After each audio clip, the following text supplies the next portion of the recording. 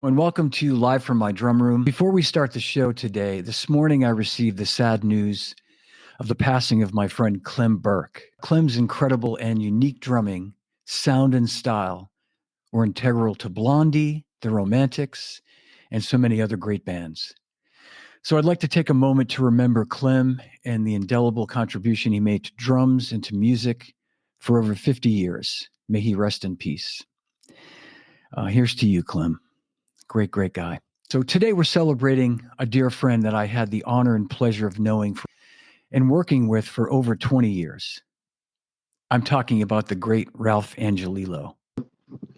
Ralph was the producer and the founder of Montreal Drum Fest. And Drum Fest was not only Canada's biggest and best festival, but it also became, I think, the best festival in the world. And this was all due to Ralph and the team that he assembled to produce this show every year. I'm honored to be joined by some of Ralph's other close friends today.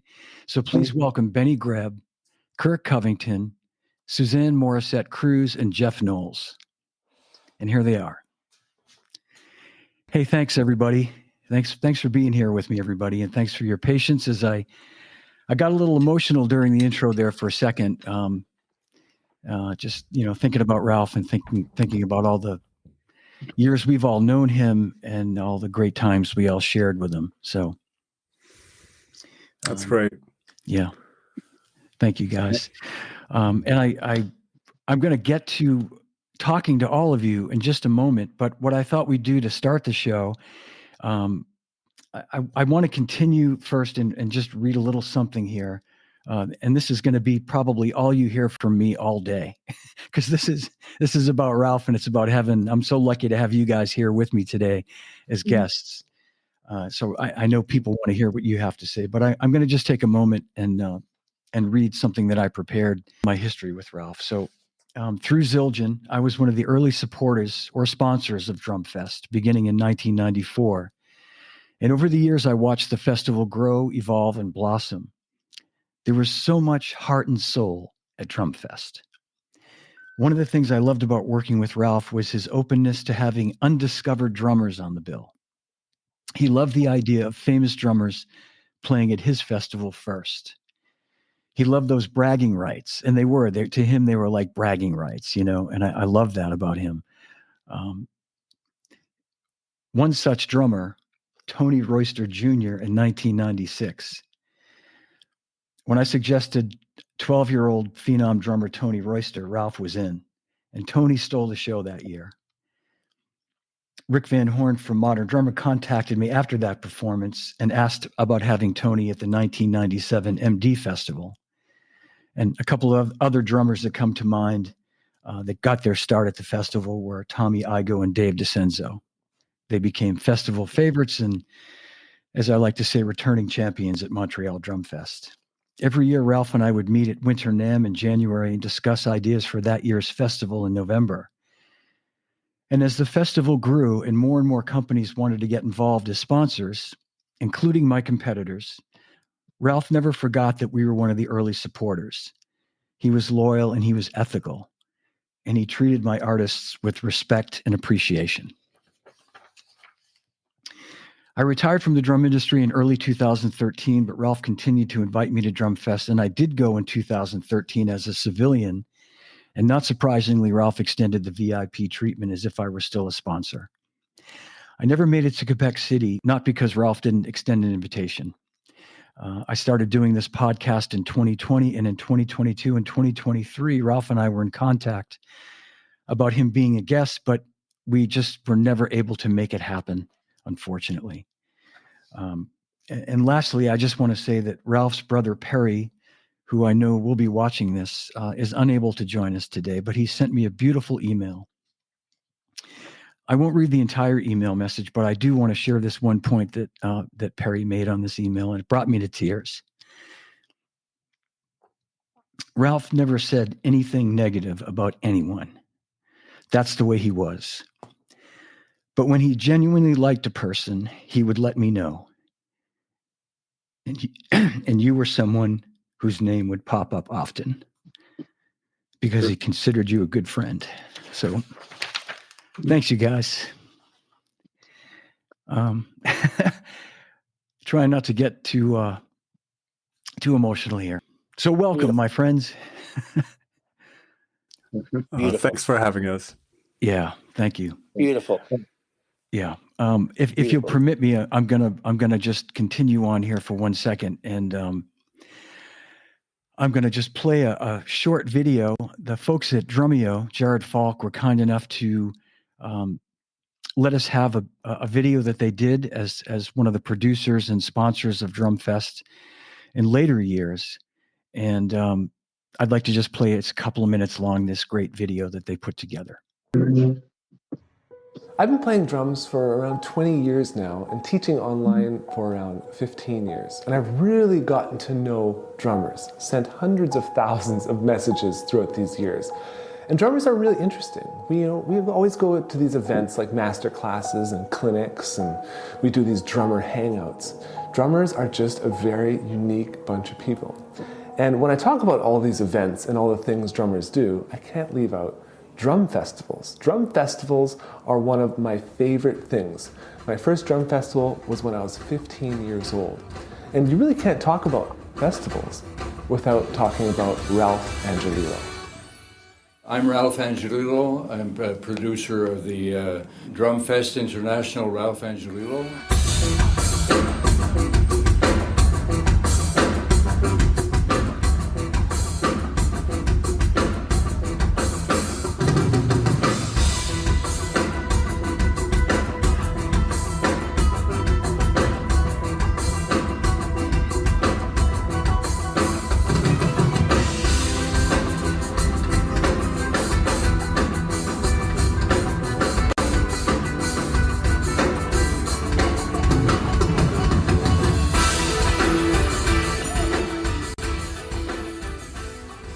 Ralph Angelillo has been producing drum festivals for decades, bringing drummers together from all over the world. So we sat down with him at one of his most recent festivals to hear about how it all got started.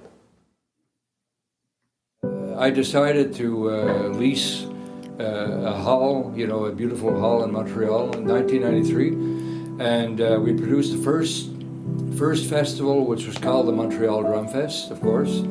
And it was an instant success. I mean, there was a need for a festival of that kind.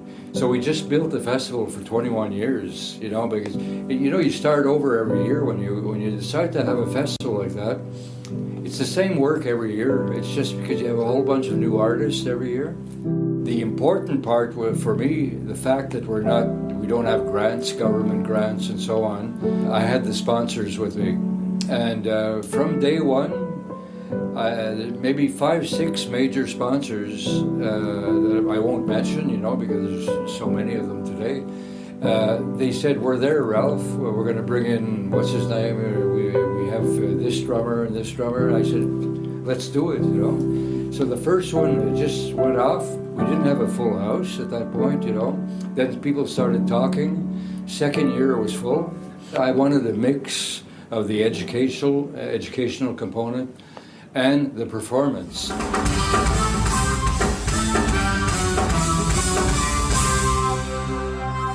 Usually, and I will do that today, the first one who does a question gets a real sweaty hug. Okay, here we have one. That was fast. This is totally crazy being here. Between all these crazy good drummers, I still can't believe it when it comes to festivals like this, that I play between all these guys. This is just, I'm really, really thankful to have the chance to do that, and you guys are able for that. You brought me here, by watching my stuff.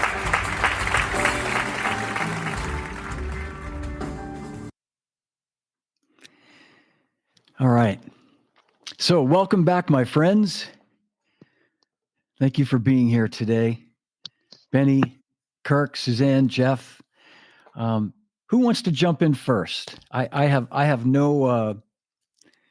I'm going to leave it to you. Battery on my phone. That's what I'm so worried about. All right. So Jeff, I'm going to have you kick it off here. And for everybody watching at home and around the world. This is Jeff Knowles. And Jeff, I've been saying you're the MC, but you were a producer as well, right? I mean, you were certainly involved in helping, I worked with Ralph on everything, but I wasn't a producer. Ralph was the producer, especially the last 5 years of the Drumfest International, Ralph Angelillo, which we moved to Quebec City from Montreal. At the beginning, he started out and decided to do the festival, and then Serge Gamache came on board. He just joined him, I think about 6 months before that, or not even. And they were partners for many years. And then when Ralph went on to Quebec City, he did it on his own. Okay, that's great. And what year did you start at in Montreal at the 2004. festival? I started going as a patron like everybody else in 2000. I heard all about the drum festival, and I was always doing gigs. So I made a promise to myself for the millennium that in 2000 I'm going to the Montreal Drum Fest, and I was hooked. After the first year, I saw Johnny Rab that year, and there were a handful of other well-known drummers, and I had just never seen anything so incredible. I just had to be there. And fortunately, I met up with Ralph at a gig a friend of ours was doing, and sat with Ralph, and he said, "I'll get you good tickets for next year." So I was in the third row every year after that. And in 2003, he announced on stage, because Ralph was emceeing for 5 years at that time. Right. It had been in its almost 10 years period, but he was the one who was the MC for a 5-year period, and he announced that there was going to be a replacement. So I went to the side of the stage as soon as he said that, and threw my hat in the ring. And by the time I arrived at their offices, there were 5 candidates that they had. And Ralph took me aside. He said, I'd like you to be the one, actually, but you have to convince Serge. So it was really riding on how good my friend was. And unfortunately, that I was the one that they decided upon. So it was a growing phase, first 2 years. And the audience got to know me, and I ended up doing it for 15 years. You were great, Jeff. Yeah. Well done, my man. Yeah. Thanks for that backstory.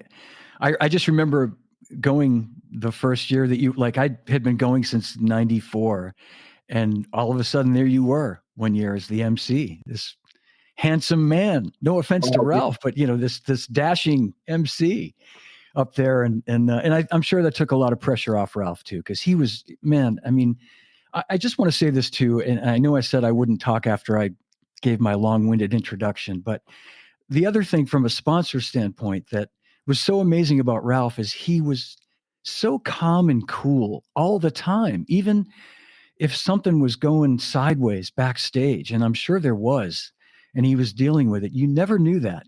I'd see him. I was, usually found in the catering area, no surprise, eating a sandwich, and he'd come and find me and he'd go, "How's it going, John? Enjoying yourself? And plenty to eat, keep eating. There's lots of food." And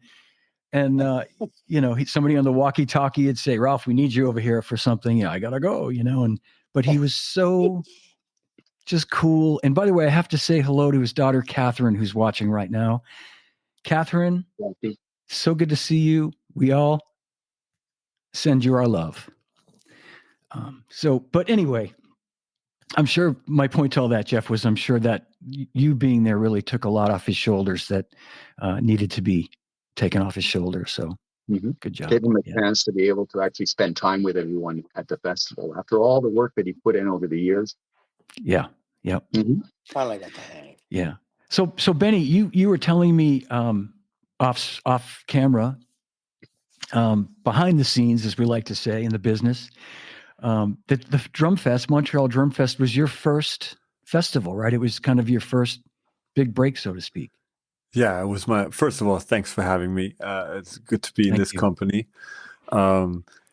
Yeah, absolutely. It was my first international festival. So for me, being like in my early 20s, it was a real thrill to be.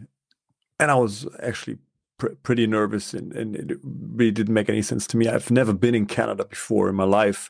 And to then fly over there and feeling welcome and that was a big deal. I mean, that alone was a big deal. And you talked very shortly about him being so relaxed.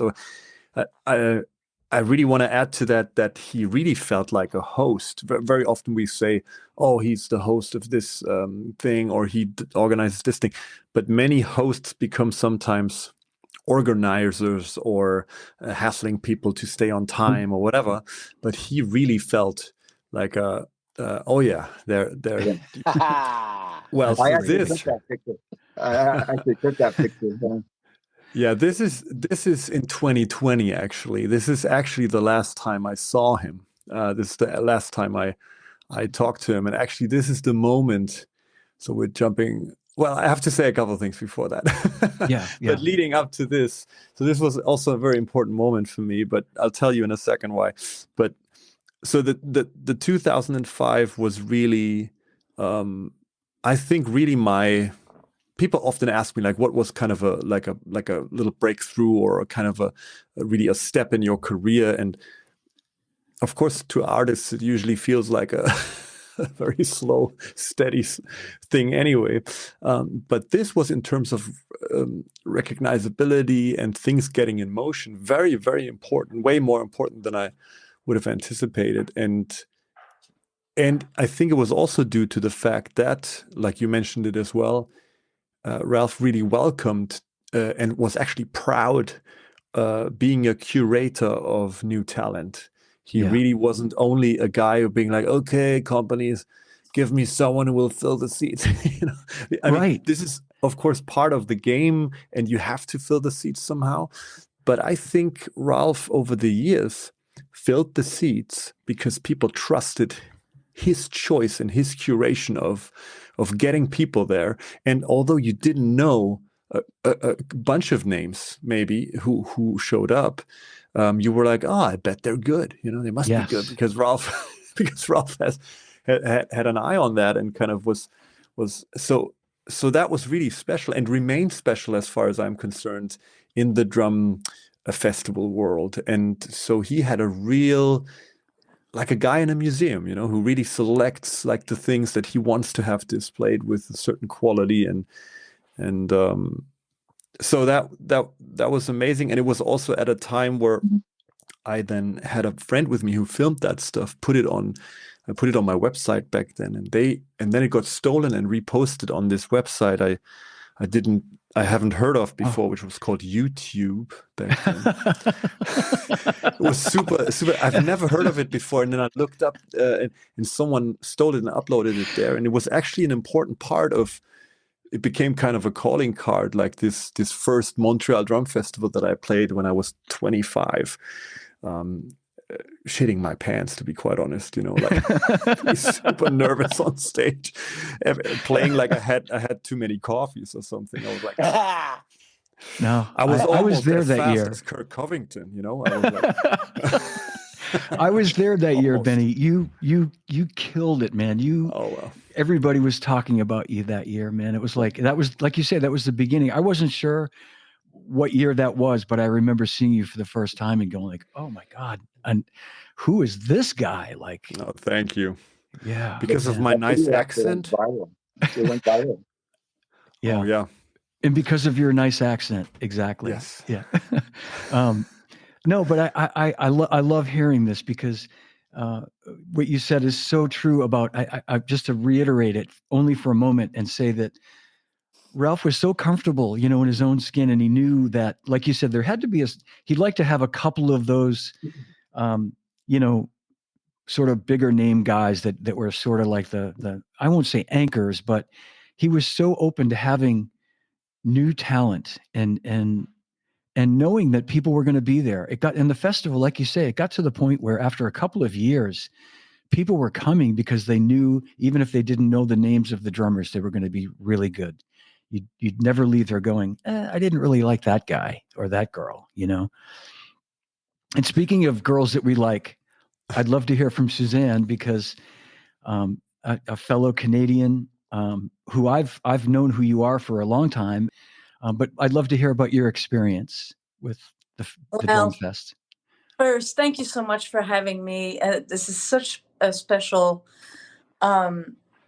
interview event for me because Ralph has been such a great support for a long time. And I actually, I wanted to say, all of you guys, and thank you so much for having me on the show. And I wanted to say also to Perry and Ralph's daughter, I want to extend my sympathies. It's been a few years now, but it's just, there's not a moment where I think of drumming without it being attached to the name of Ralph, because he's been so supportive to me. And and John, actually, I met you. That's how I met you, and I'm so grateful. I met you at the Drum Fest in Montreal. That was in '90. And then after, we met officially. Talked more after that, but in '98, when I was invited by Ralph, it came as a surprise to me. And I'm wondering if Perry had something to do with that, because Perry and I studied at the Conservatory of Music together. We were okay. so after I graduated, a few years after I graduated from the classical conservatory, I wonder if Perry kind of mentioned it to Ralph that I was moving to LA or something like that. I don't know. I haven't had that conversation with him, but I wonder instrument, if he's involved in that. But anyway, so Ralph invited me to play as a homecoming performance, actually. And it was very, who does that? We want you to come and play the Drum Fest and as a homecoming performance. And I had a chance to bring my jazz band at the time. And you've all mentioned also how even and Ralph was so relaxed about everything. Our bass player got stuck in customs, and and Ralph was so just really relaxed about it. I think actually he only mentioned it to me after the fact, after the performance, so that but he was so it was all, he didn't make anybody feel bad about it or anything. But my bass player Jennifer got stuck in custom. They lost her luggage and all that kind of stuff. But it nightmare, yeah.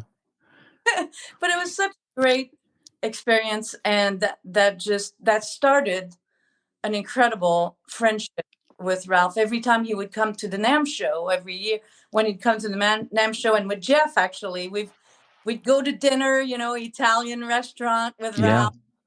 It was such a big part of his personality with the drumming industry too, was hanging out, and the friendship and everything was just very solid. And the last time I talked to him actually was in 2021. I think I went to Quebec, and we had planned to get together, and we spoke on the phone. Somehow we got crossed in our schedule and weren't able to connect and meet for dinner. And then not long after that, he passed. And to my surprise, I knew he had some, some health issues, but talking to him, we could never say that, anything was coming or, we'd have to. But anyways, it was, I always will regret that our scheduled in match to be able to have dinner. And Jeff, of course, we'd get together with my husband and Jeff and just have a great time together. And it was not even always about drumming. The conversation were friendship, were about life, and it just a great man. And I miss him so much. And thank you again for having me on the show. It really means a lot to me. Thank you, Suzanne. That's beautiful. By the way, somehow your screen, I don't know if you guys are seeing it too, but it shifted. We're seeing you sideways. Let's just all go like this.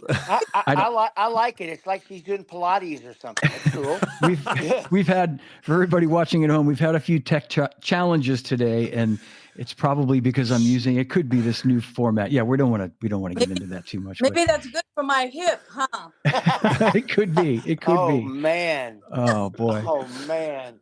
Well, Kirk Covington, my old buddy, my dear old buddy.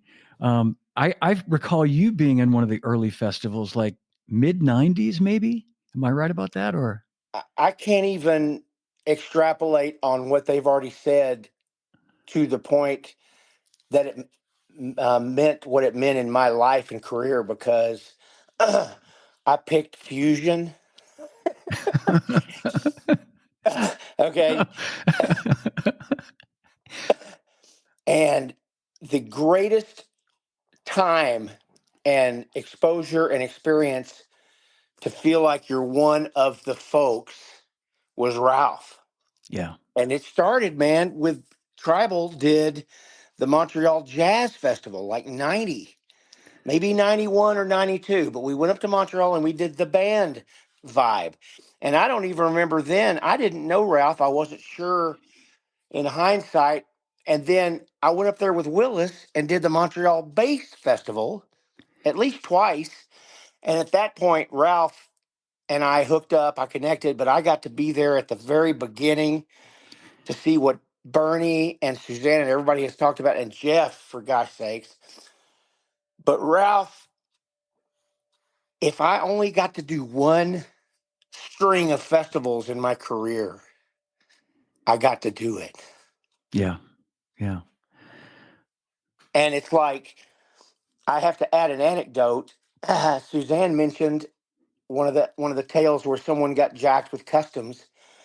I literally, and I want to like profusely apologize to Jeff because I'm sure that he was on the scene, well embedded at that point because it was Quebec City.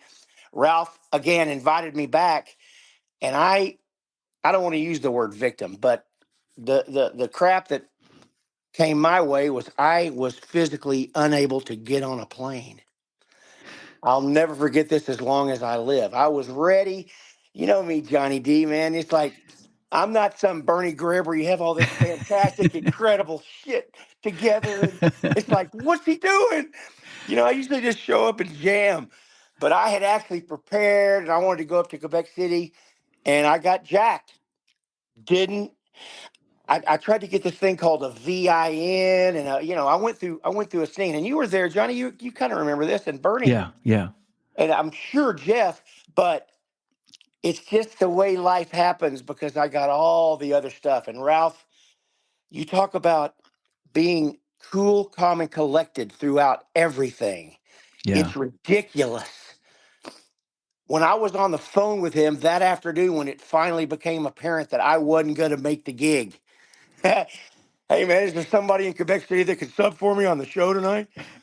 You know, but Ralph, and look, I got to do plenty of my share of clinics and cool stuff, but I was never that cat so much in this business, except for Ralph Angelillo just put me right at the top of the thing and kept asking me back. Like, you know how the cycle goes. You go back every Yeah. 3 years or whatever it is. And Perry, hello. Perry was there the whole time. He'll remember because I was Well, Kirk, just flying around, man. I remember you guys, Tribal Tech, you and Scott and Willis, you guys were huge stars of that show. And Ralph recognized that. I mean, and it's another example of what Benny just said about like maybe not everybody knew who you were when they came to that first time to see you, but when they left, they did. And that was the great thing about Ralph is he would listen to the feedback right from the audience, and he'd say afterward when he'd do his little sort of post-mortem, he'd say, yeah, people really responded to, that I used to do a good Ralph, John, people really responded to Kirk. We'd like to have him back maybe in a couple of years, and he would say, so it wasn't about having I don't want to throw names out there, but it wasn't about trying to find people that he knew just that one person on their own could sell it out. He wanted to have a diverse group of drummers. He was very smart about that. Yeah, he really was. You got Dennis on the gig, and then you also get some kid that he'd never heard of, Yeah, like me. Exactly. Yep. But it's just the generosity and the calmness and the hooking you up. Yeah. Through and through. I've just never experienced anything like it in my life. And like I said, I'm not one of those guys that's done every festival for 2 decades. But I'm sure they would say the same thing. Ask Weckel, ask Dennis, ask anybody. And they'd say the same thing about Ralph, man. It's like, wow. And Montreal's kind of cool, right? I mean, you go up to Montreal, bunch of freaking Canadians. It's and I'll close with this. Hello. Ralph Angelillo. Absolutely. Beautiful. Benny, were you gonna? I didn't know if you were gonna have made a comment or make a comment rather. Yeah, I mean, I think it's really also very brave and just curious of him, to be like. I also remember Steve Smith talking about, like, oh, I have this other project, and I would like, and he would always be like, okay, new project, It's like, again, like many people of festivals would be like, oh, they only want to get and book what they know and what they know the audience knows. And Ralph was one of these guys, like the early DJs on radio or something, that were excited about being the one to introduce something and to offer something new. And it's a certain kind of bravery that he had. And what he also did, which I find very remarkable, I mean, we talked about how important he, of course, was for international guys coming in, but I think he had a huge impact on the Montreal and the Quebec scene. And when you think about all like Emmanuel Caplet or Joanie Labelle or Melissa Laverne, and like some of the percussionists I got to know in Canada, they will tell you that like they couldn't have imagined their careers without Ralph Angelillo, like really almost being a mentoring friend role to them, checking in with them, how they are, like calling them and being like, hey, how are you doing? I even heard a story from Joanie about like when he heard, hey, this percussionist went to this thing to study cajon, or is interested in studying cajon. He's like, okay, put a group together, put a project together, and then I will feature you next year at the festival. So he would put like almost like challenges up, because he knew how inspirational and kind of how important that then was, and kind of pushed people to be like, okay, you know what? You're learning this. It will happen. It will happen at the festival. And one thing I just have to mention is that I got to know my now wife at the Montreal Drum Festival, Yes. at the Quebec Drum Festival. So it was there where I met my now wife in I think 2016. I think that was it. And that's so nice. That's so beautiful. It probably wouldn't That's have happened. Cool. Yeah, it wouldn't have happened without this festival and hanging there and the vibe there and bringing people together. So I'm very grateful for that too. It changed my life. This guy changed my life in a couple of ways, and I'm really grateful for it. It's the truth. You can't extrapolate enough. I have one quick sentence. Sure. Ralph let me rap. Okay, enough said. He let me rap at his festival. I'm going to play. That's awesome. I'm going to play. And speaking of your wife, Joni, let's play the video. Joni's not able to join us today, unfortunately, but I'm going to play her beautiful little tribute that she put together for Ralph. So hang with me for 1 second, if you would. And here it comes. Joni LaBelle. Hi, everyone. I'm very glad to say a few words about Ralph today. Ralph was for me a great mentor. He was and he is still very important in my life. He introduced me to so many people and supported me over the years. I got to see his drum fest the first time I was 16-year-old, and it had a good, amazing actually, influence on me.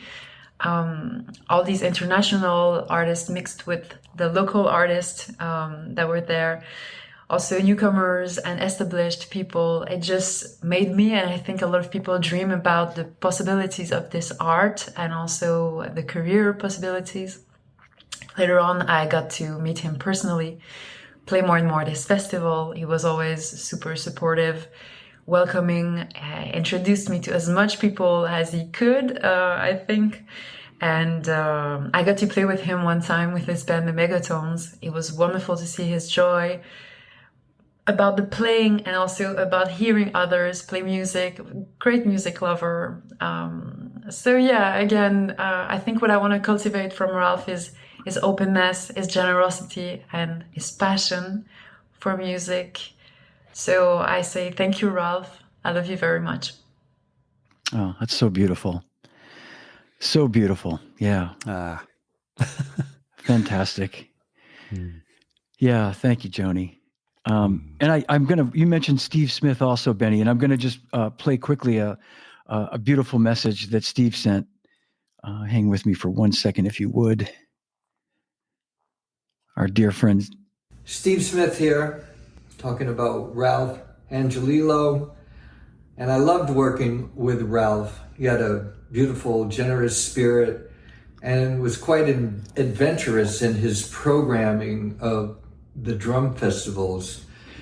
I loved that he had drummers play solo, but he also had drummers with bands, and that was always really fun to go and play. I played with Vital Information.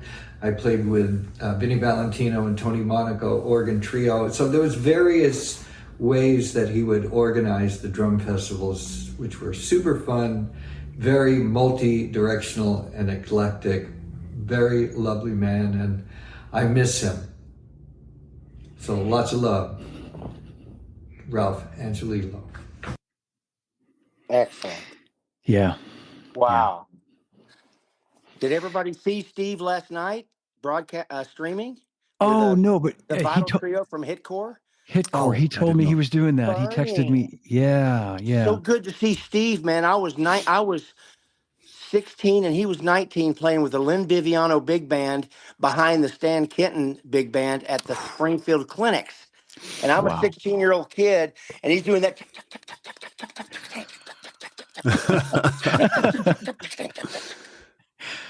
I've never been the same. He is so special. He is such a monster. That's what he does. Yeah, exactly. I just saw him 1 week ago. I played with him 1 week ago at the Europe Drum Show. We played like with snares together. He still takes no prisoners. No, he doesn't. He doesn't. I meant to. I wanted to show this photo of Joni and Ralph also. Yeah. But you're right, Benny. He takes no prisoners. Yeah.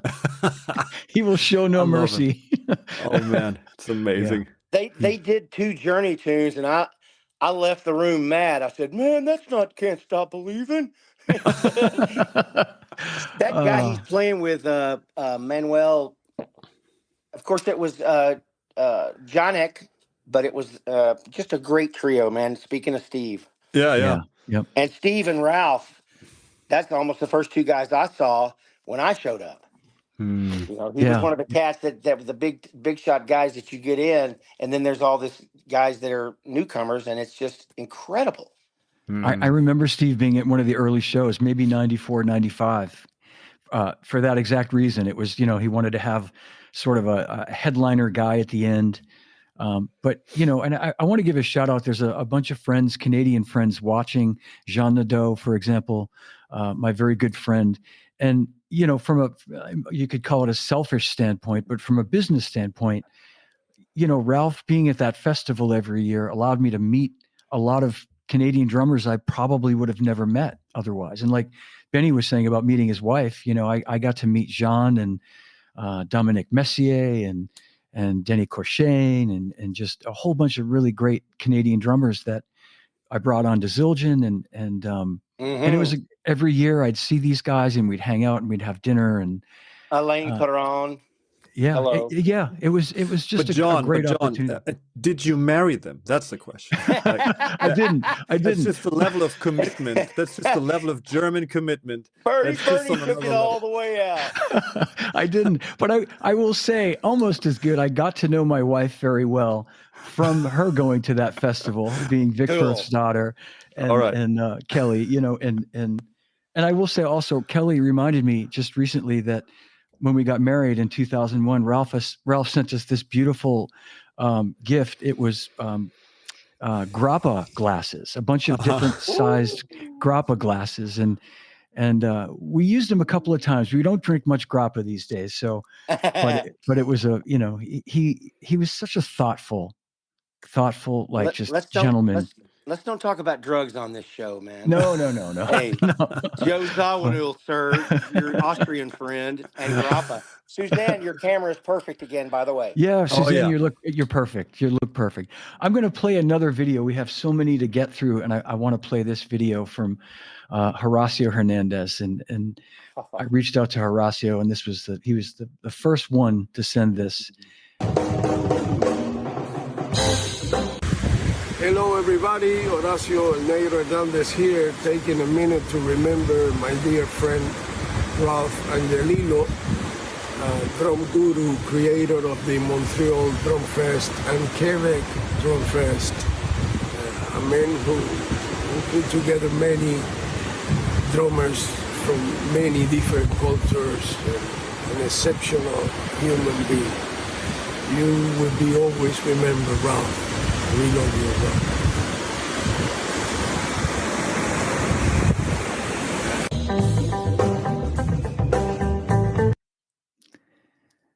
Ah, beautiful. Man. Yeah. I think that's also a beautiful point, actually, because one thing I think is underrated at drum festivals is that when you go as a young drummer to just check out this instrument that you love and people that play this instrument, it's one of the few festivals settings that is not limited to a certain style of music, right? When you go to a drum festival, especially the one that like kind of Ralph put on, you did see some Afro-Cuban kind of drumming. You saw some fusion drumming, some fusion masters like Kirk. You saw some jazz guys maybe perform. You saw a heavy metal guy perform. And you, I mean, this is incredible, really, if you think about it, where people go with an open mind, all because they're interested in the instrument, and just like see all these different styles of music, and it's all fair game, and it's all inspiring. I think that's amazing to have Very that. true. Absolutely. Absolutely. And you guys, I know I would see after the performance, often you guys would be out there, you know, doing the autograph session and signing CDs that, you know, people would be buying your music because maybe they didn't know who you were before that festival, but at the end of it, they're like, yeah, let me buy this guy or girls.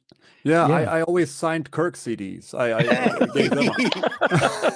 I would always sit at the table and go, who do you want me to be? You want me to be Weckel? Vinny? Hey, Kirk, I still need a couple of signatures in my collection. Can I send them to you? Can I add one thing real quickly? Of course. Really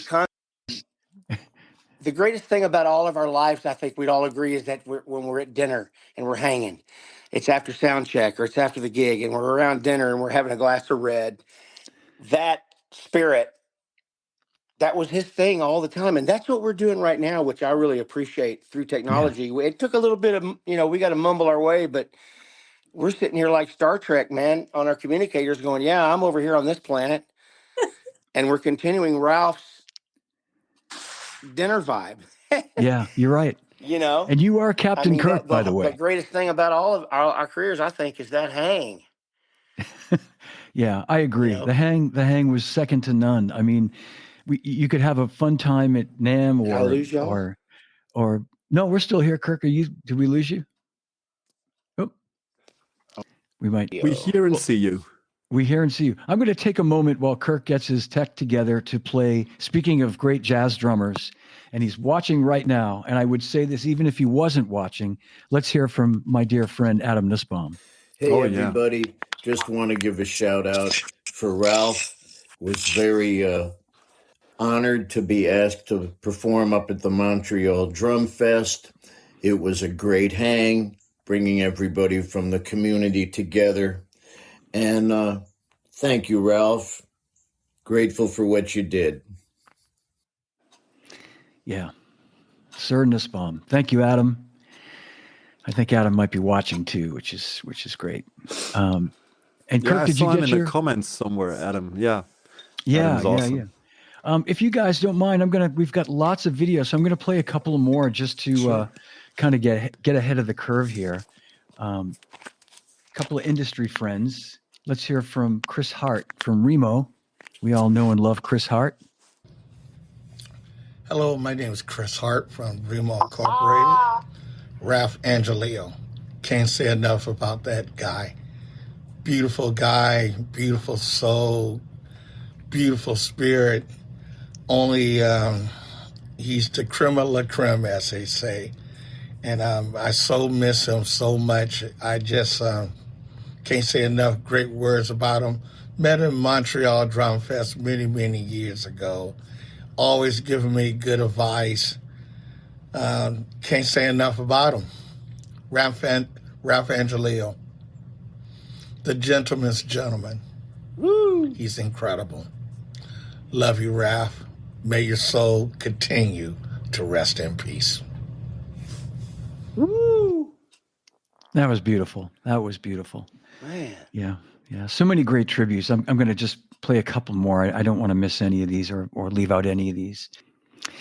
You know, I'm sure you guys see this as well. You know, what I take away from all these beautiful messages that I got that I'm going to play is just the respect, you know, beyond the love. I mean, everybody loved Ralph because he was just so generous and so kind, you know, but just the respect for what he created and what he gave to everybody, you know. I mean, he just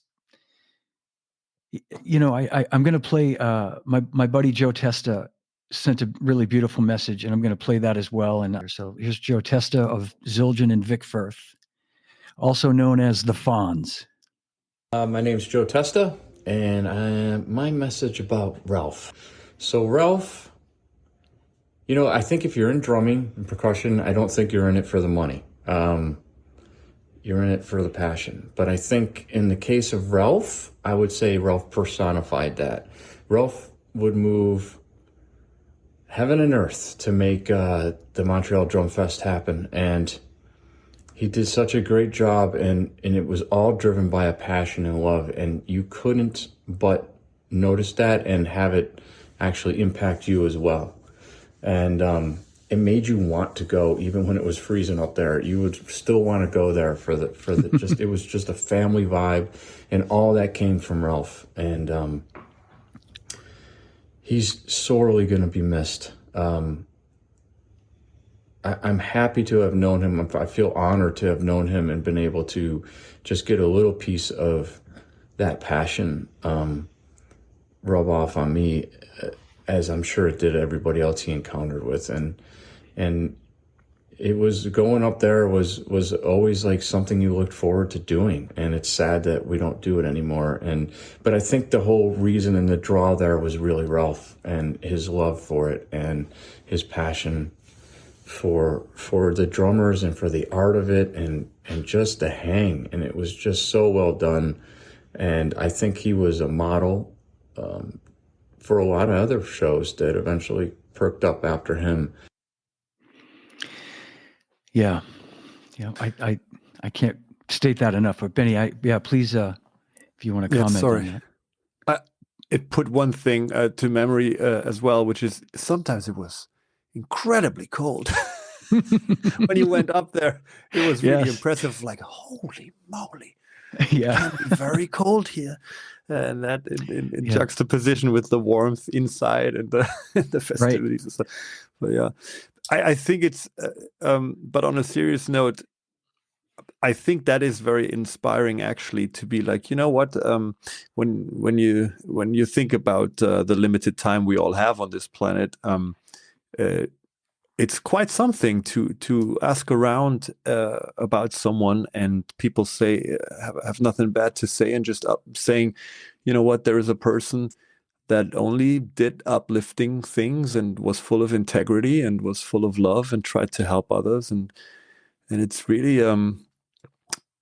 it's this doesn't come by itself. I think you have to earn that, and it takes time to earn that, and it takes consistency also. You can't have a good day once and then everyone says that. You have to do that over years and years and years and to everyone. And so I find that incredibly inspiring, and but also as a good challenge for all of us to be like, you know what, will people say that about us? And this is really something to live up to when giants like this have left us and have left so much of positivity and good stuff. So I think I respect him very, very much. I thank him very, very much, and I'm very grateful for what he has put out there in the scene. And I think it's really something to live up to. It's amazing. Yeah. Yep. I couldn't agree more. I mean, it's beautiful. He left an incredible legacy. You know, thankfully there's video out there of some of the festivals, sort of later years. And then I know I never made it to Quebec City, but I know that once Drumeo got involved, they were, you know, at their production level, they were recording some of the shows, and which is great for all of us. But I'm thankful, like you, Benny, and like everybody here, that, you know, we got to experience it in person. You know, we got to feel that vibe. I loved the fact that I live in the Northeast, so I'm used to cold weather, but I'd go up to Montreal, and it's a lot colder in Montreal than it is in Boston in November. But I welcomed it because it was sort of like, it got me in the sort of holiday spirit. It would usually be just before Thanksgiving, you know, and yeah, many times it would snow and you get caught off guard. I'd go there with my sort of regular warm coat, but then walking from the hotel to the venue could be like 4 inches of snow in the ground. I'd be like, oh, I didn't plan on this, you know? Yeah, I bought clothing in Canada very often. I just went over there and was like, okay, no, I need some more. Hey, Johnny G, you know me well enough. I usually wear my band uniform, which is shorts and a sleeveless tee. Yes, I know. First thing I came bolting out the hotel door with that, I went, you know what? Usually, yeah, it's the shorts, the tank top, and a knit cap. So yeah, that's the Cov uniform. Yeah, I have to share a quick funny story, and it's not so much related to Ralph and the festival, but it was a year that Dennis Chambers played there. And in the early years of the festival, I used to fly from Boston up to Montreal. It was actually easier than driving at a point, but then it became much easier to drive the 5 hours than to deal with flying. But this particular year, early in the festival history, Dennis was at the show and he was heading off to somewhere else from there. He wasn't going back to Baltimore. And I don't want to get him in trouble, but Hagi from Yamaha, great guy, Hagi-san, gave Dennis a snare drum, a Yamaha snare drum. And it was like a prototype of what might have become Anton Fig's snare with the wood hoops. You know, it's like a regular wood shell, but it had the cool wood hoops. Great drum. And Dennis said to me, can you take this back with you and then ship it to me, you know, back to my house? Because I can't take it on the road with me. So we get to the airport, and of course I'd gone through customs many times, but I just wasn't thinking when the customs agent asked me what was inside I said, it's a drum. And he asked me another question, and I made the mistake of saying, it's not mine, it's someone else's. And then the red lights went off everywhere, and they pulled me aside, pulled me in the room. It was wild. And I think I was probably, in those days, I usually went to the show on my own. Nobody else from the company was with me. So I'm kind of like, you know, who do I make my one phone call to, you know? But in the end, they came in and gave me a good, you know, they said, listen, you know, never take anything that doesn't belong to you. You know, that you should never. And it was a lesson learned. And of course, Dennis, when I told him, got a big kick out of it. He thought it was the funniest. He's like, but anyway, I think I told Ralph the story too. And he said, yeah, John, you know, you got to be careful. Those guys don't fool around. I'm like, no, they don't. They don't fool around.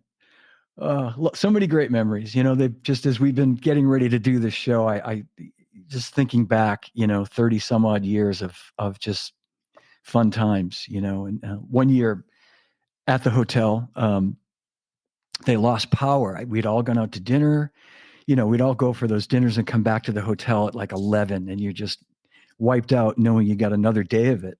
And the lobby's dark, and you realize you're seeing these like emergency lights along the way. And I don't even think I don't know if the elevators were working. I forget, but there was no power in the hotel. Good times. I just saw that our friend Sean Brown from Yamaha is watching. And Sean, I just want to tell you, I tried to reach you. I wasn't able, an email that I had bounced back, and I'm sorry I didn't follow up with you to get a message from you, but you're here with us in spirit. And we had a lot of good times together there at Drumfest. Yeah. Jean Nadeau, who I just mentioned from Montreal. Hello, I'm Jean Nadeau. I'm a drummer from Montreal. I've been doing this drumming things for years and years and years. I want to thank John de Christopher for putting this tribute to our friend, Ralph Angelillo. Ralph always put a great festival for us, drummer. It was always a quality event. It was always packed with great drummer. We can share story. We can share everything about drumming. I want to thank Ralph. I got this little story about Ralph. Every Monday, we did call that the Monday blues. Because on Monday afternoon, everyone left. And it was fall. It was a Monday, a rainy one, you know? So we always call each other around 4 o'clock and say, hey, Ralph, you got a Monday blues? Hey, Jean, yes. Man, it was empty. Thank you, Ralph, for everything you did. Thank you, John, for putting that. Have a great show, guys. Take care. Yeah. Man, I just another story came to mind that Joanie told me that I think also again like underlines like the curiosity of Ralph and just the interest. When Scott, by the way, Scott, I also met through Ralph and through the Canada tour that we then did, and such a great guy, such an important person for me, and such a great drummer too. Like great, wonderful hands, and I learned a lot from him too. Anyway, but Joanie said that he also that Ralph also asked like, okay, what you're doing, which projects are you doing, and Joanie had this project with this drummer. It was more kind of electronic, hardcore kind of like dance kind of in electronic clubs. It was like, and they played at this club like super late at night, maybe early in the morning even, and Ralph came and stood there, and there were apparently like it was the loudest thing ever, and he was maybe a little bit out of place but he came and checked it out and commented on it and loved it, and I mean it's incredible. God, Bernie, thanks for bringing that up. Johnny D, you remember what happened way back at the beginning? Is me and Willis and Kinsey immediately went down to L'air de Tom. So we had the festival, the gig at night. Yeah, I do the remember happening that thing. Remember that joint? Yeah. What's her name? That was incredible those days, and it was always like that. Like you immediately had. I guess it happens at other festivals, but it never seemed like it had the vibe. Did he help he hooked those gigs up for you, right? Oh, I mean, yeah, man. Yeah. I mean that Yeah. again, he was so great at that stuff. Like he knew that if you played the festival and you were coming from California in those days, and you know, and all the costs of getting there, that to make it worth your while to do a gig while you were there made a lot more sense. Yeah, Absolutely. yeah. And we did. We penny pinched the thing together because he was more than generous, like in my memory. But you know, you're hooking it up, and the thing with the sponsors, it was you.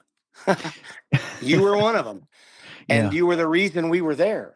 And Ralph would hook up what he could hook up, and I would, you know, I sold, I sold stuff at night, but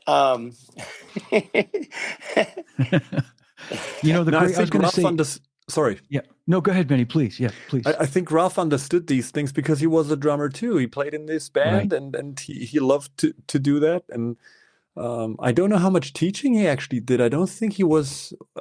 Correct me if I'm wrong, but I don't think so.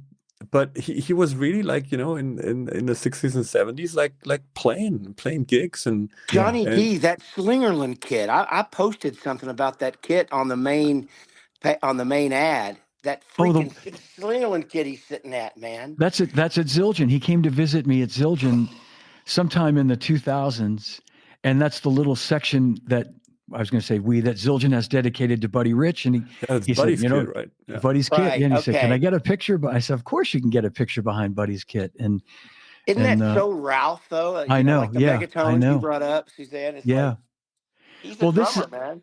I have to show this photo. This was 2005 at Columbus Pro Drum Days. And Benny, I don't know if you ever played at that festival. It's Columbus Pro Percussion. used to do this festival every year.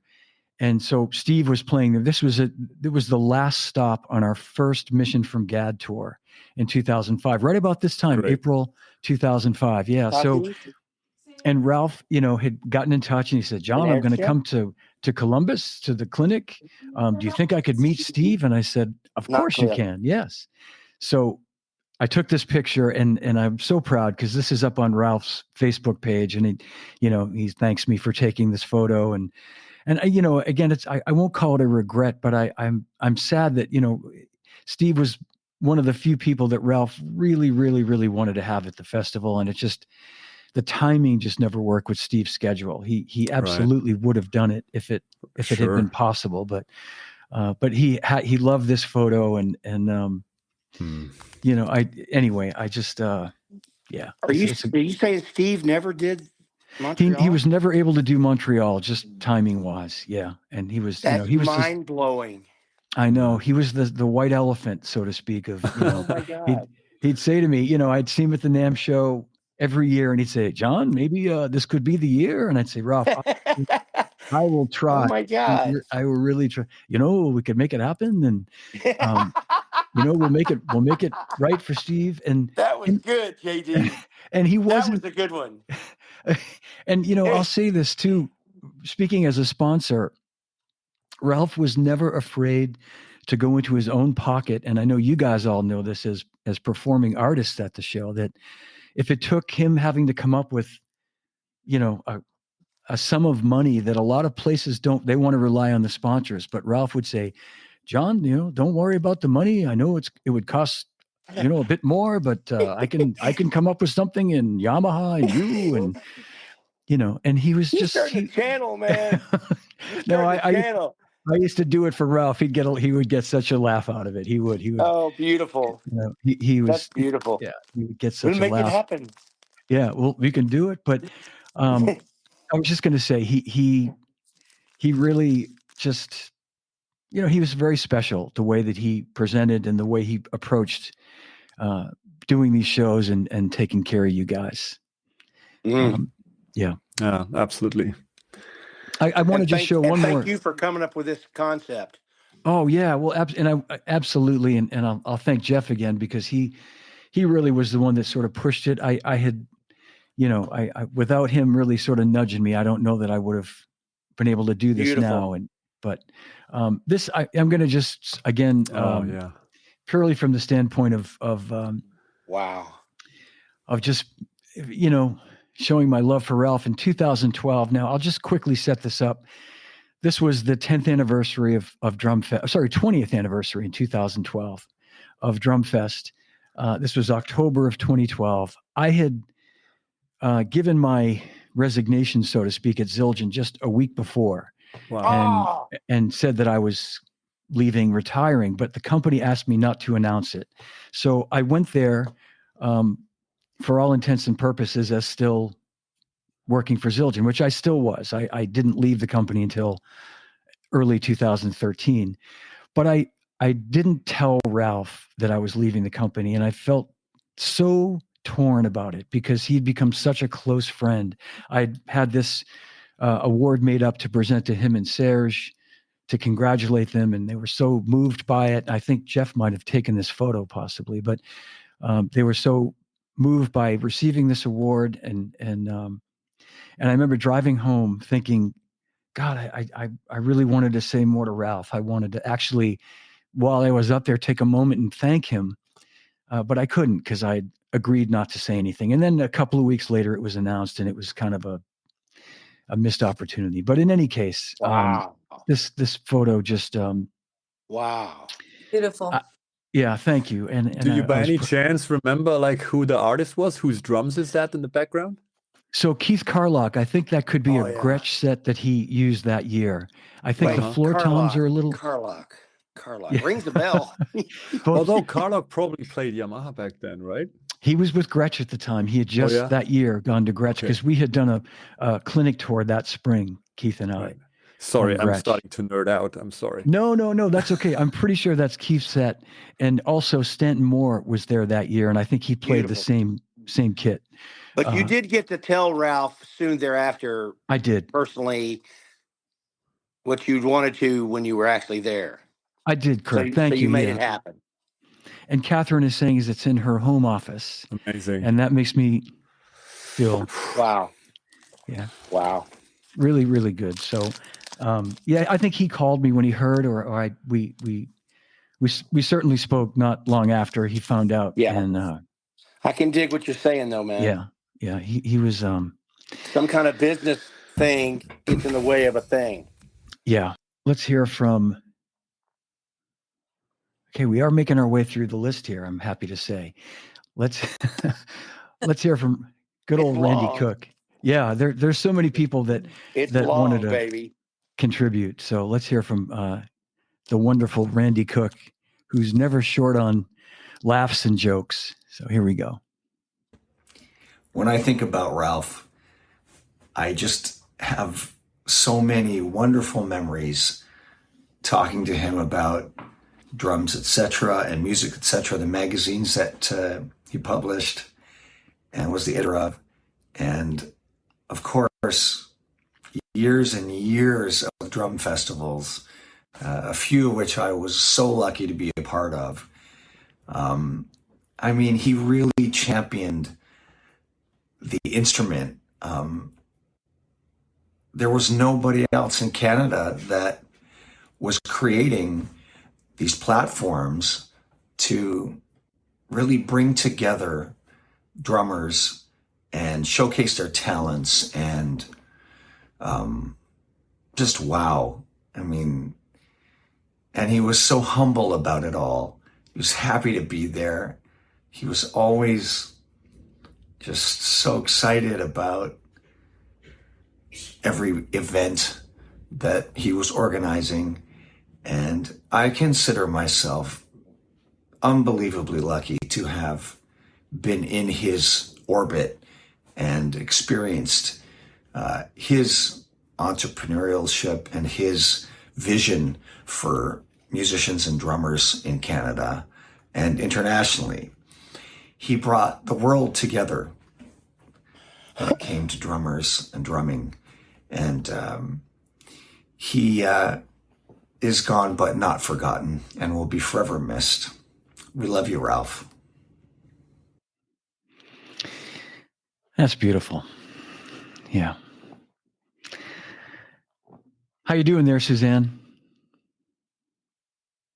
Oh, you know what? I think you may be, your audio may be muted. And now the camera's off. Oh, okay. Yep. Okay. That's all right. Well, we'll come back to Suzanne. Yeah, I wanted to hear some Suzanne stories. Yes, here we go. I'm back. You're back. Good. Suzanne, how many, I know you used to go every year, right? I mean, you pretty much attended quite often, I feel like. Yeah. When it moved to Quebec City, I was trying to go every year because, of course, my family lives in Quebec City.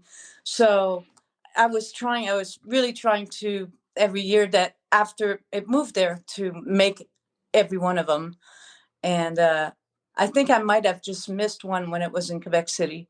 But yeah, and I wanted Randy reminded me about the magazine too. I mean, you know, I would have never thought, that he put me on the cover of his magazine too. I mean, without Ralph, I would have, and the connections he made too, I would never have made the connections I've had, without him. Really, he was just absolutely his heart. He had such a great heart. And he was also a very good photographer. I don't know if you guys saw his Facebook page. It's called The Third Eye, I think. That page, if you wanted some reminders of Quebec, he took such great pictures of the city and in nature and everything. It's just, there's so many things that come back to mind every time, you have a testimony or somebody sharing. Yeah. He did that too. I don't know where he found all the time to do all this stuff. He was, I know, incredible. Just didn't his Facebook page always start with some beautiful nature thing? I just now remembered his page would always have, oh, it's the flowers of the Montreal June or something, you know. Yeah, yeah. He was a I great forgot photographer. about that. So many talents, you know. I You know, know. a little detail I also remember, which is really, it just came to mind because at some festivals you sometimes get like a little, like a pamphlet kind of that you can when people are playing and blah blah blah. But at the Montreal Drum Fest, like this was, I think, another sign of his attention to detail and his background knowledge was, and his quality standard was, I still have this thing today because it was so beautiful, like in 2005 and then the subsequent years, where you had really like a tiny book when you went to that festival with like information about the artists, with like a top view of the drum set, and then the gear that the person played, like a little short bio, and really like when you go into a museum or like a nice concert kind of, it was not like. And I think this is really a lesson of, I think, a legacy like Ralph left. You can only do that if you do more than is expected of you. If you do more than you have to. I mean, Ralph did more than he had to. He did things that he loved, and he thought about things like, hey, how could this be better, and how would this be nice, and that was kind of his compass. And that's just something that's so inspiring and surprising when you got more than you expected with these things, and it's great. That's beautiful. Exactly. You're exactly right. He it didn't matter that it took more time or more effort for him, because it made it better. And that was the end result was all that mattered to him, was that it would be better. And that you could, and I was going to mention that too, we'd leave. I can't believe I can't find any of the shirts that I got over the years. He would give you that goodie bag, and I never made it to Quebec City, but in all the years I'd go to Montreal, I'd leave with a bag with, a t-shirt and a program. I think my son probably ended up with a lot of my t-shirts, but the program was so good. It was glossy. Yes. It was high quality. That's well true. Done. Yeah. Very comprehensive. And I'll just say this about the magazine, to his credit, he never, from my vantage point, never tried to foist that, try to, sell me an ad as the Zildjian guy. Like he never, I think a couple of times he might've said, hey, John, if you guys ever want to get in the magazine or something, and we ended up doing it, but there was never any sort of pressure to do it. Like, well, maybe I can do this for you if you advertise, and just more respect to him for that. The integrity, as we say, in principles. All right, I'm gonna press forward here and play something from our friends at Pearl in Canada. Ralph Angelillo, a cherished friend and a true legend in the drumming community. Ralph dedicated his life to drums and the global drumming scene, and his passion was evident in everything he did. He was the driving force behind the Montreal Drum Fest and the Quebec Drum Fest, events that brought joy and inspiration to so many of us. On a personal note, Ralph's warmth, enthusiasm, and unwavering dedication profoundly inspired me. His commitment to fostering a vibrant drumming community and his ability to bring people together through music were truly remarkable. Ralph's legacy will live on in the rhythms and beats that continue to resonate in our hearts. We will miss him dearly, but we will never forget the incredible impact he had on our lives. Ralph, we love you and will always remember you. Yeah. Nice. Yeah. Beautiful. Nice. Beautiful. I've got a couple more things I'm going to play, and I again want to thank you guys for being here today. This is so wonderful you to spend the day here and give your time to remember Ralph. So thank you all for doing this today. Big pleasure. Thanks for having me. Yeah, thank you. And the cool thing about this is we all over the planet. So let's thank John DeChristopher, Johnny D. My pleasure. Thank you, Kirk. I'm honored. Yeah, I know we've got Benny Greb in Hamburg, Germany. Woo! Suzanne, you're out in Orange County, California? Correct. And Kirk's in Austin, Texas. I'm in the Northeast in an undisclosed location. Yeah. Hiding out. Hey, speaking of you Austin, don't want Poker of anyone. sorts. yeah, You don't want anyone stealing those drums. no, I don't. Kidding. All kidding kidding. aside, I absolutely don't want that. Woo. But speaking of Austin, Texas, I think this next young man lives in Austin these days.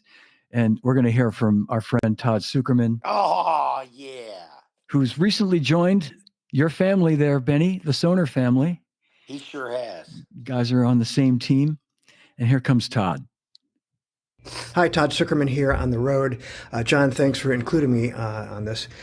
Ralph was always a gentleman and ambassador of music. I first met him in 2006 at the Montreal Drum Festival and always loved running into him at drum events, NAMM, or what have you.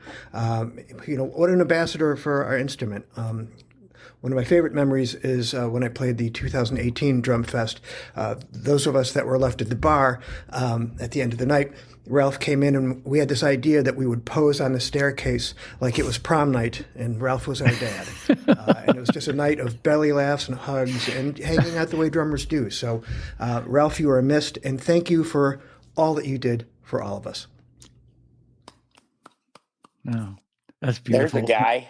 Yeah, when Todd sent that, I love that. I love the whole, prom night, idea of he loved, he as serious as he seemed to be, he definitely loved a good laugh. He definitely loved to get in on some funny stuff, especially after the show was done, and he could relax a little bit. Yeah. Yeah. Yeah, John, have a glass of wine and yeah. I've heard about that. I've heard yeah. there was a little bit of that in Montreal in those days. Oh, absolutely. Man. Yeah. Well, guys, I'm going to close it out. I'm going to play the second half of the wonderful video that Drumeo put together and that they were kind enough to let me use today. So with that in mind, I'm going to thank Jared Falk and the folks at Drumeo for letting us use this. And I want to thank everybody for watching today. And I want to thank you all for being here today. And Ralph, we love you. We miss you, but we will never forget. Yeah, we'll never forget you or what you've done for us and for drummers everywhere. Yeah. Peace, Suzanne, yeah. Bernie, yeah. Johnny D, God bless you. Jeff. Yeah. Pleasure. Right back at you. Pleasure. All right, guys, hang tight for 1 second. We're going to play this video and we'll all say goodbye to the folks watching at home. Got it. It's super rare that you get to see your favorite drummer playing live. You gotta wait for them to come to your hometown, you gotta buy a ticket, and then you see just them. With these drum festivals, you literally get to go to a venue, see 5, 10, 15 of the top drummers in the world, all sharing their best tips, playing their best music. And this is what Ralph has given us throughout these years. We had drummers, I won't mention all the names, all the Vinny Colaiuta, Terry Bozo, there's so much to say, I couldn't say it in 2 minutes. I've seen everybody. I've seen Joe Morello, Weckel, Steve Smith a couple of times, Marco Miniman, all the Thomas Lang, all these guys are just phenomenal players. You come here to see the best, and you do.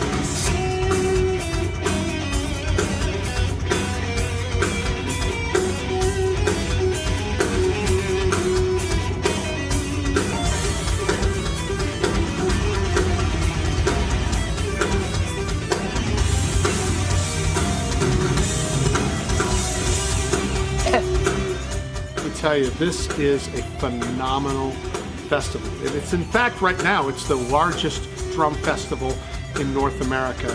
It sounds great, it looks great. It's in the heart of old Quebec, and it's a great trip to make if you ever get the chance. It's not a money thing, and when I see smiles, like when I go by, thank you, thanks Ralph, thanks Mr. Angelillo, they're gifts for me. For me, I'm really inspired, and I love the camaraderie of drummers. I think drummers are a brotherhood, more so than any other instrument, I'm gonna say it.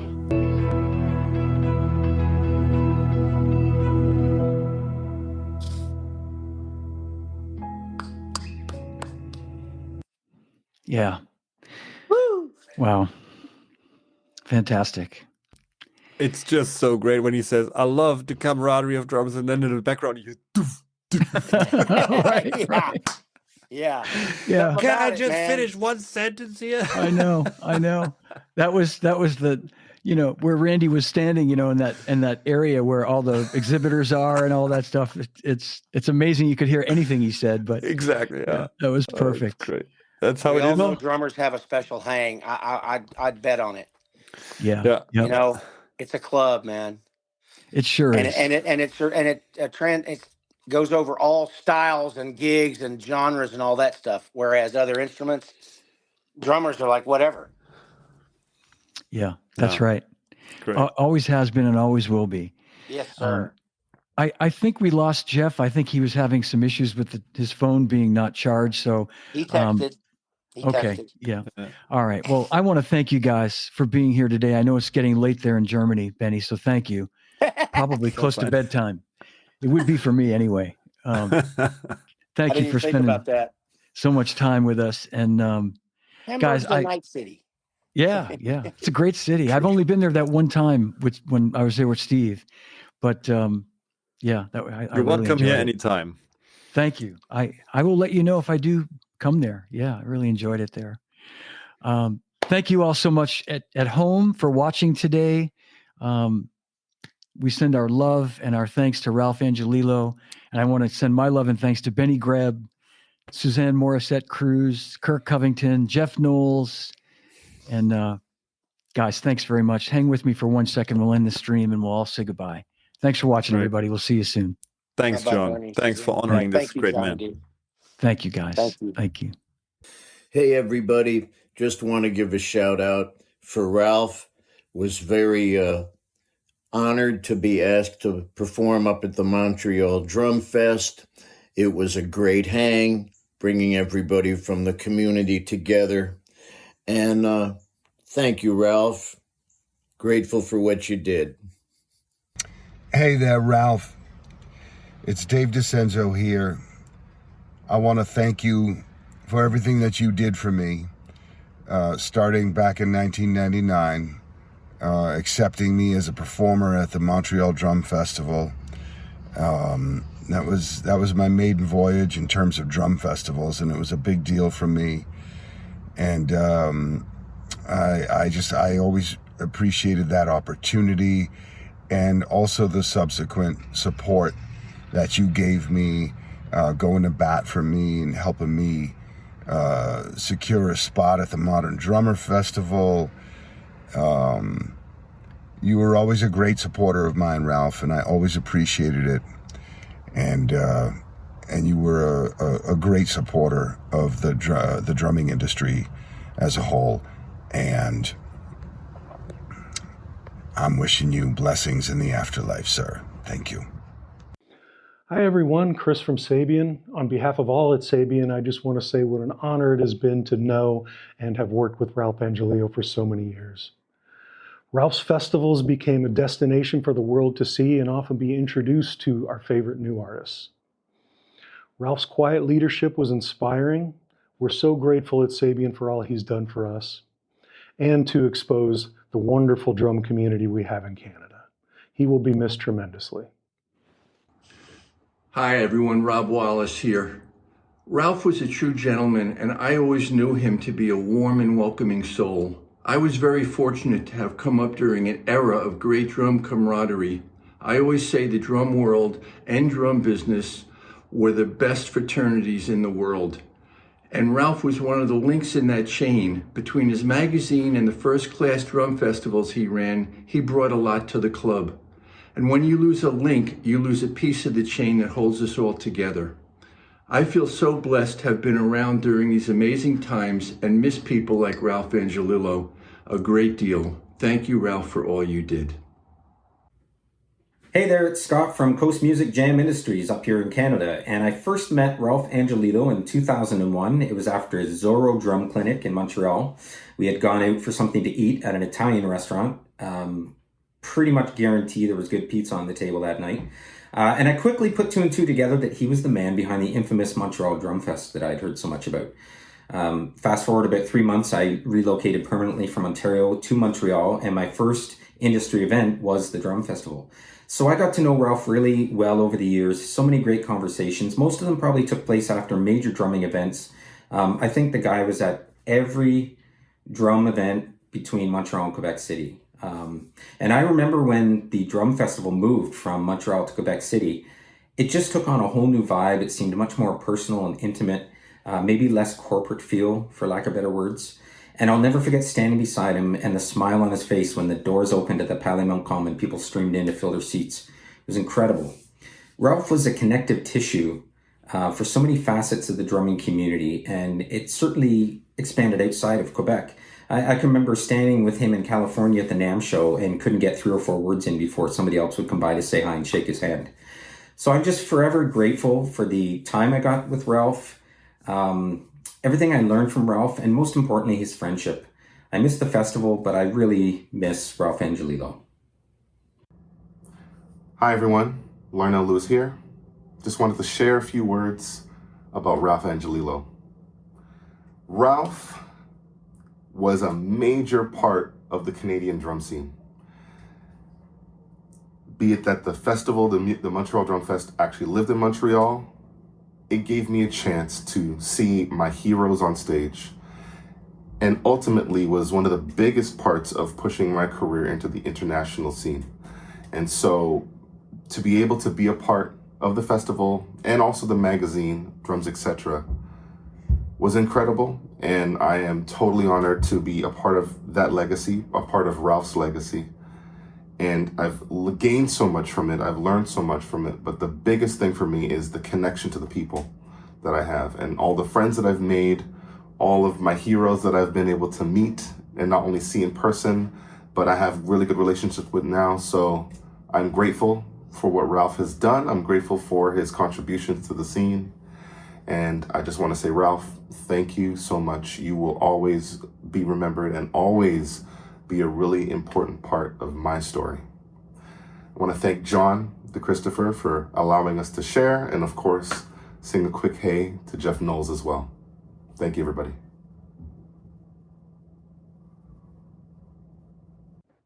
All right, that's my show. If you enjoyed it, give it a like, leave a comment, and please subscribe to my YouTube channel. And you can also download the podcast on all podcast platforms. A reminder that Live from My Drum Room t-shirts and hoodies are available, and 100% of the proceeds go toward a scholarship I've created with the Percussive Arts Society. Information on ordering Live from My Drum Room merch is in the show notes, and you can also email or text me with any questions at livefrommydrumroom@gmail.com. Thanks to everyone who's bought a t-shirt and a hoodie so far. You're supporting a great cause, and I really appreciate it. And remember, no drummers are harmed on any show. And drummers, when in doubt, leave it out. Thanks for watching, thanks for listening, and I'll see you soon.